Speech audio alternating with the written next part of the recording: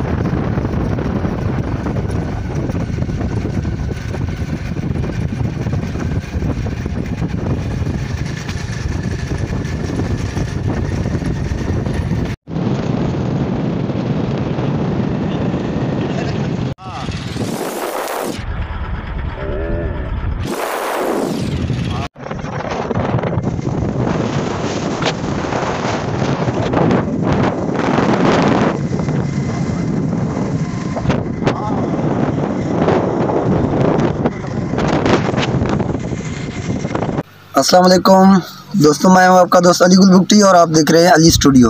दोस्तों आज मैं आया हूं डेरा बुट्टी के इलाके कच्ची कैनाल में।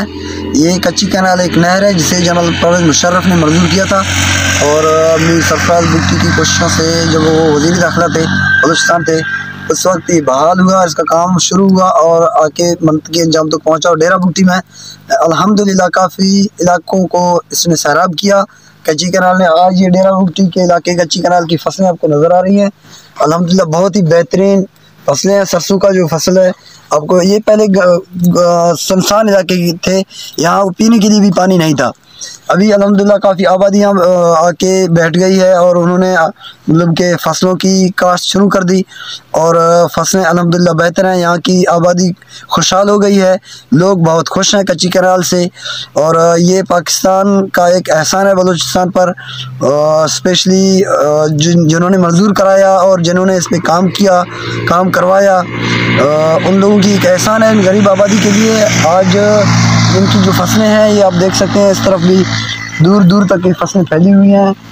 मैं चाहूँगा, मैं इनको कहूँगा कि ज़रा ऊपर आए और अच्छी तरह इलाकों को दिखाएं ताकि दूर दूर तक आबादी आपको नज़र आ सके।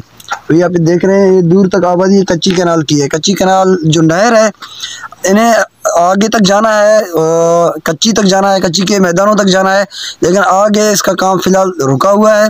डेरा बुट्टी तक इनकी आबादी शुरू है, लेकिन थोड़ा बहुत ये मसला है कि इनकी पानी कभी रुकता है तो कभी आ जाता है, फसलें मुतासिर हो जाती हैं। ये तो हम दरख्वास्त करेंगे हुक्म बाला से कि कच्ची कैनाल की पानी को ना वो बहाल रखें हर वक्त ताकि फसलों को पानी देता रहे, क्योंकि ये ज़मीनें हैं ज़्यादातर रेतीली ज़मीनें हैं।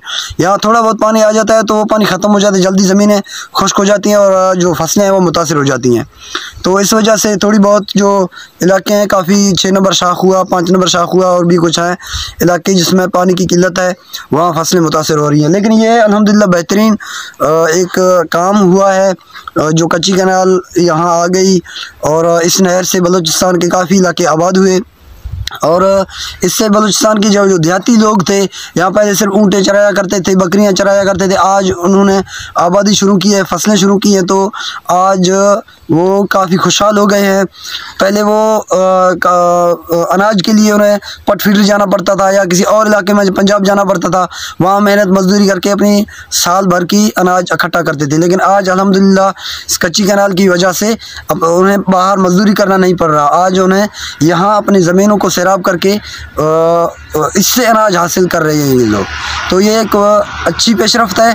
अगर इस तरह पाकिस्तान ने बलूचिस्तान के लिए सोचना शुरू किया, गैस के लिए, इनकी पानी के लिए, इनके मुख्तलिफ मसाइल के लिए और इनके वसाइल इन पर ख़र्च करने के लिए जो हुकूमत पाकिस्तान ने सोचना शुरू किया, तो बहुत जल्द बलूचिस्तान खुशहाल भी हो जाएगा और पुरअमन भी हो जाएगा।